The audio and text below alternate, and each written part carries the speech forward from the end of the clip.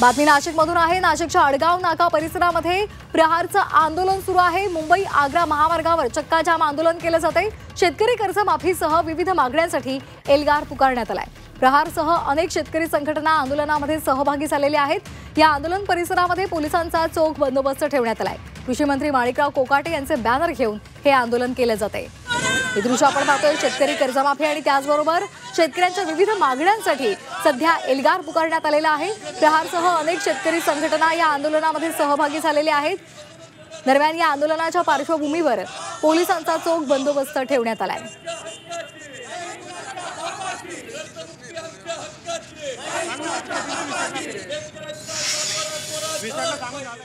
शेतकऱ्यांचा सातबारा कोरा करावा यासाठी प्रहार संघटनेच्या वतीनं आंदोलन सुरू आहे। नाशिकच्या मुंबई आग्रा महामार्गावर चक्काजाम करून हे आंदोलन सुरू आहे। घोषणाबाजी देखील सरकारच्या विरोधात करण्यात येत आहे। या विशेष बाब म्हणजे माणिकराव कोकाटेंचा एक बॅनर सध्या चर्चेचा विषय बनतोय। शेतकरी कर्जमाफीसह अन्य मागण्या मान्य करा।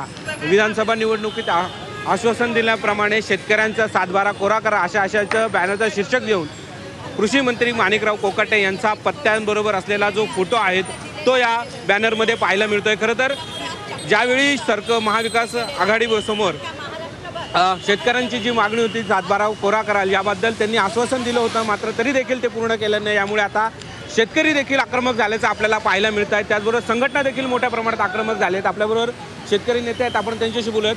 काय सांगाल, खरं तर सातबारा कोरा करावा याबाबत अनेक वेळा आंदोलनं करण्यात आली होती।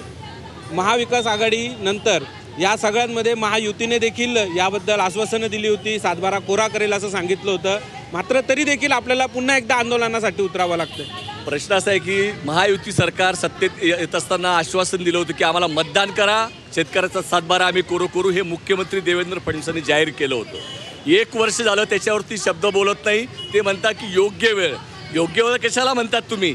763 शेतकऱ्यांनी महाराष्ट्रातल्या 3 महिन्यामध्ये आत्महत्या केलेल्या आहेत। अजून काय ते 70,000 मेल्यावरती तुम्ही कर्जमाफी करणार आहात का? हा आमचा खरा प्रश्न आहे। कृषी मंत्री पत्ते खेळतायत। या नाशिक जिल्ह्यामध्ये जिल्हा बँक अडचणीमध्ये आलेली आहे, त्यांच्यासाठी तुम्ही शेअर भागभांडवलामध्ये पैसे आणा, ते आणत नाहीत।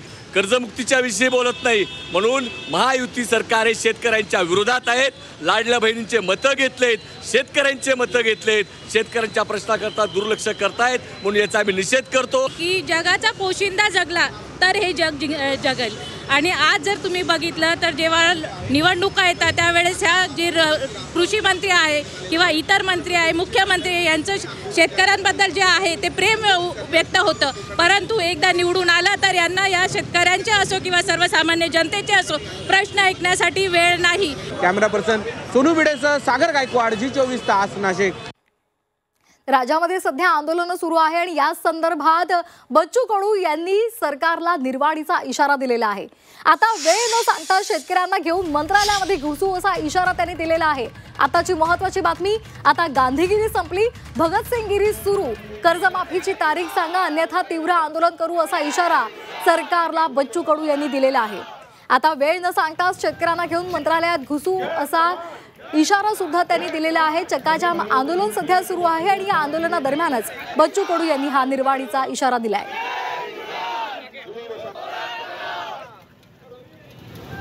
आमचे प्रतिनिधी अनिरुद्ध दवाळे यांनी बच्चू कडू यांच्याशी संवाद साधलेला आहे, पाहूयात।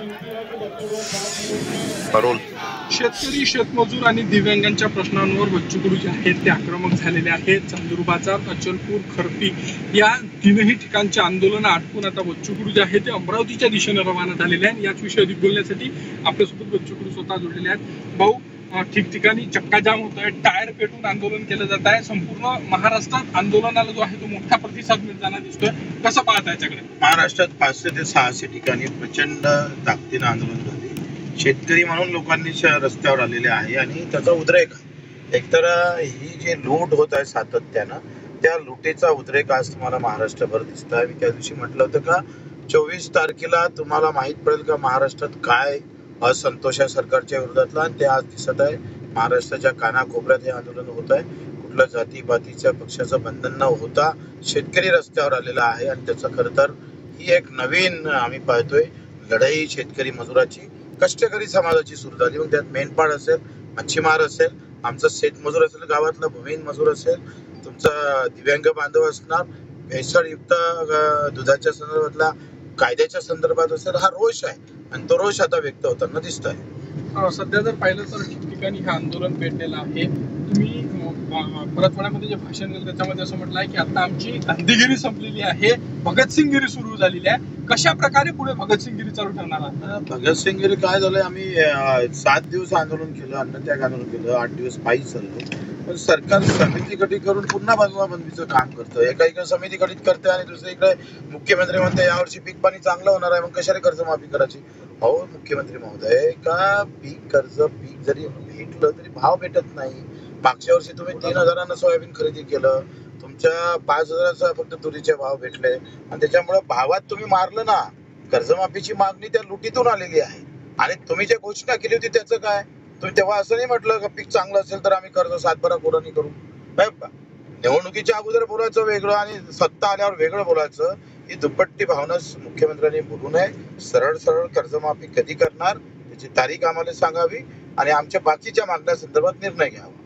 पुढची आंदोलनाची तुमची काय भूमिका असणार आहे? आता भगतसिंगगिरी सुरू पार्ट 1 म्हणजे भगतसिंग भाग 1 आणि भगतसिंग भाग 2 हा मंत्रालयात राहील, न सांगता कुठलीही तारीख न देता. नक्कीच. आता जर पाहिलं तर आता सध्या भगतसिंगगिरीचा पार्ट 1 सुरू आहे आणि पार्ट 2 जो आहे तो आता मंत्रालयामध्ये पाहायला मिळेल असा इशारा सध्या बच्चू कडू यांनी सरकारला दिला आणि त्यामुळे बच्चू कडूंचं हे आंदोलन नेमकं कोण्या दिशेनं जातं हे पाहणं खरं अर्थानं सुखाचं ठरणार आहे. व्हिडिओ जर्नलिस्ट सागर ताडेस्वामी आणि वृत्त वाडे, झी मीडिया, अमरावती.